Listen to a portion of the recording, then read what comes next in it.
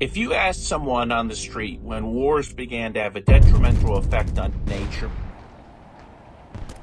most would point to the 20th century. When we open our history books, we see that wars have been a constant throughout human history, practically from the very beginning. However, the wars of those times were very different. Over time, humans developed and invented numerous innovations not only to improve life, but sadly also to destroy it.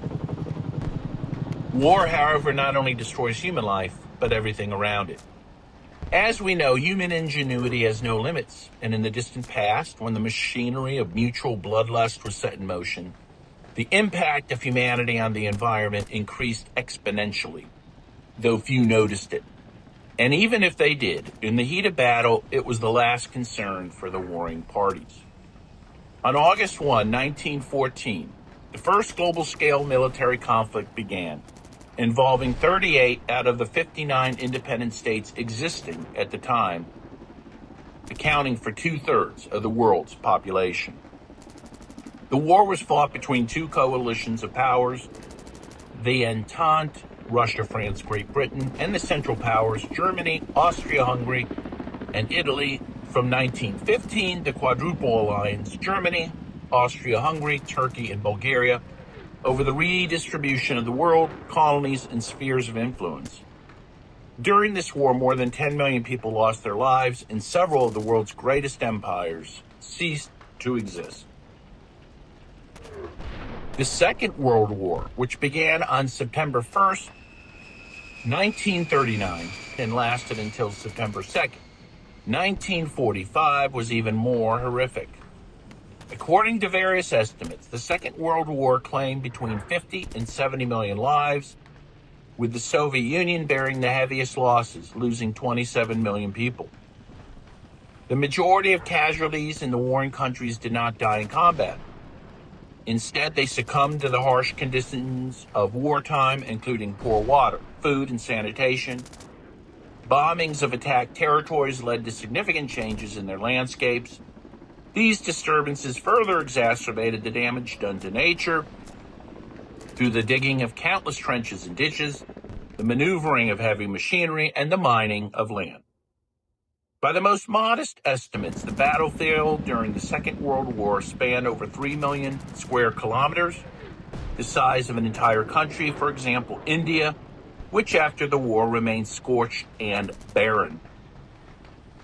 Consequences of the Second World War are still felt by the current generation living in the countries involved. Today, humanity faces an even more terrifying threat, nuclear war. After it, there will be no winners, only losers. According to data from the United Nations, in the 44 years following the end of power of the tests carried out by the United States alone is 11,050 times greater than the power of the bomb dropped on Hiroshima. The First World War was never fully resolved. The Western Allies blamed Germany for the war and placed a heavy burden on it to pay reparations. Meanwhile, the collapse of the Russian Empire and rise of the Soviet Union presented a new challenge to the dominance of Western empires of Britain, the U.S., and France. Under these circumstances, it was inevitable that Germany would see some sort of radical revolution. World War I was not settled justly by putting the lion's share of the blame on Germany and the reparations, and Treaty of Versailles suggesting that it was all Germany's fault. The Great Depression instigated the rise of fascism, and fascism, to me, is a tool by the ruling elites of these countries, particularly Germany and Italy, to take some of the popular sentiment towards socialism and then twist it in a way that really doesn't benefit the working class, but is really just a means of creating a super nationalistic and militaristic society as opposed to one based on international solidarity and cooperation. as a German, very deep into the World War II situation. The whole situation with invading Poland was happening after, let's say, a long-standing bad relationship after the First World War between Germany and Poland, and it escalated up to a point where Hitler made the decision, he was the chancellor at that point of Germany, made the decision to attack Poland. He made it sound like that it was this kind of almost defense action for the German population suffering in Poland. And that triggered everything what happened after, and it was basically the beginning of the Second World War. The Western powers were in a mode of wanting to see the Soviet Union taken down. Top diplomats like Joseph F. Kennedy sort of leaned towards Germany. The fall of Spain, for the Nazis, it gave them access to tungsten and ports to refuel.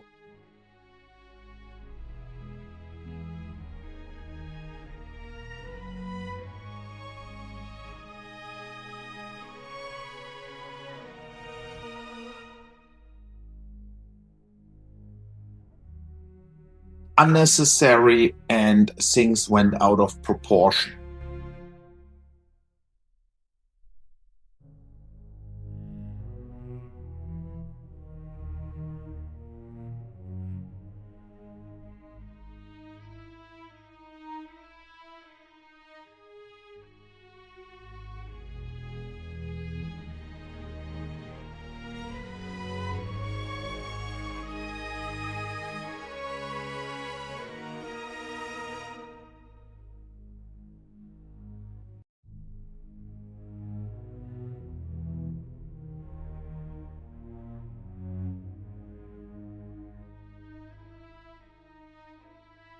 Hitler was first and foremost an anti-communist, and we tend to forget that.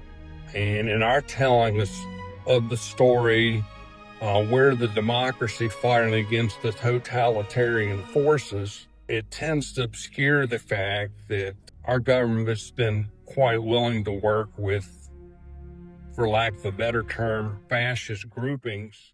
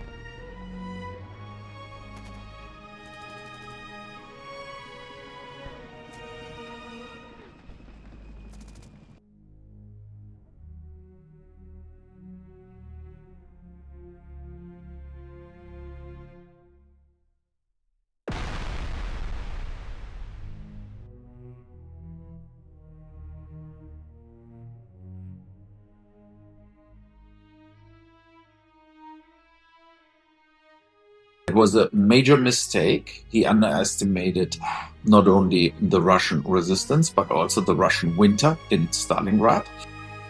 In Stalingrad, basically, most of the German army got eaten up by the winter. They didn't have even the right wardrobe with them to invade Russia. They maybe thought they were done before the winter comes.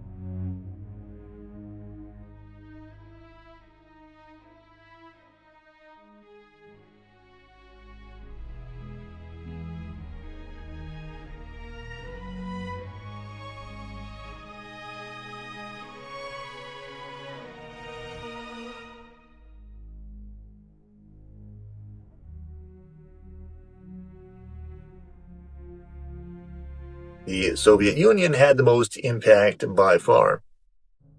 Britain and the US could not have created a Western front in Europe if the Germans were not heavily engaged in the East.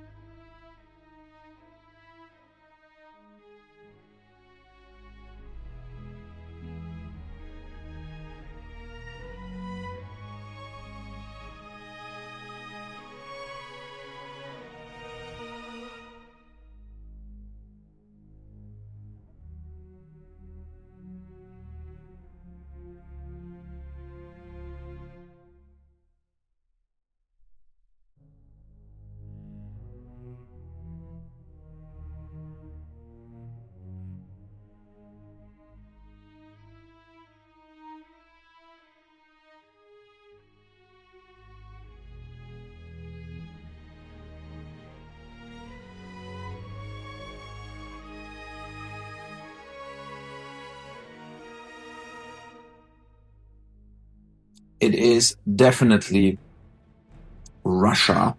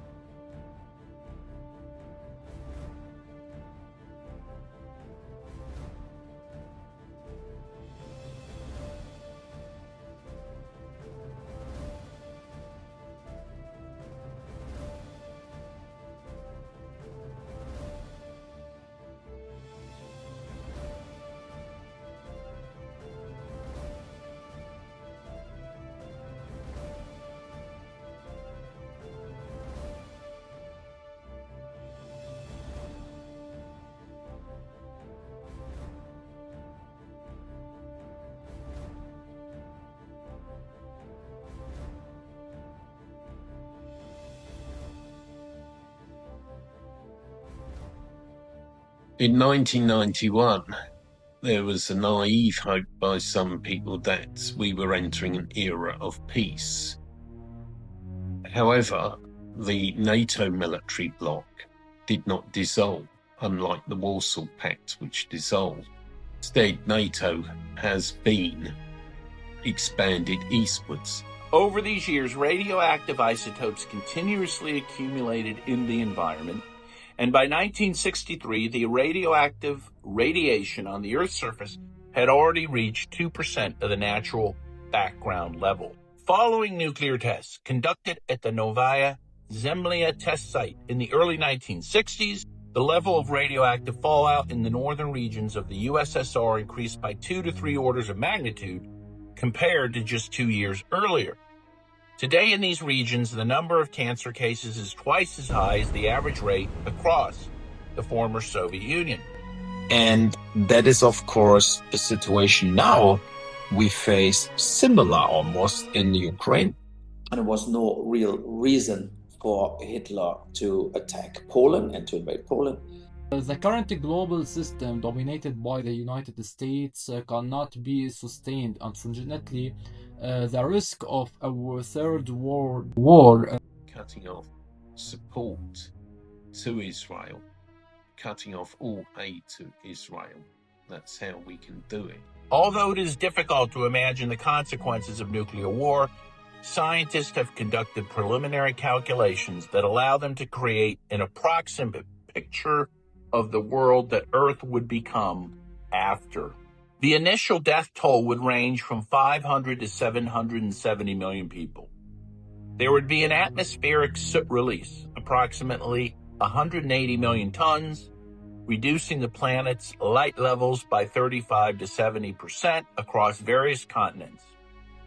Nuclear night or nuclear twilight lasting for the next 10 years. Air temperature would drop by 10 to 30 degrees Celsius. That is, you would have a nuclear winter. The electromagnetic pulses from the explosions would completely destroy the Earth. The electromagnetic pulses from the explosions would completely destroy the Earth's electromagnetic field, along with electrical grids and electronic communication systems. The destruction of nuclear waste storage sites and nuclear power plants would increase the planet's radioactive contamination. The thinning of the ozone layer would lead to the collapse of agricultural crops and global famine. The standard of living in most countries would revert to the Stone Age. Thus, the term, quote, end of the world, unquote, is an apt description of the consequences of nuclear war, a war in which there can be no victor. It needs to be stopped. We need to stop the war. We need to organize the working people against the imperial state. We need to mobilize the unions, all levels of society apart from the ruling class, against the war machine. Obviously no, the USA cannot maintain hegemony, and it is foolish to try. The world is already becoming multipolar, and it is too big for Washington to stop that.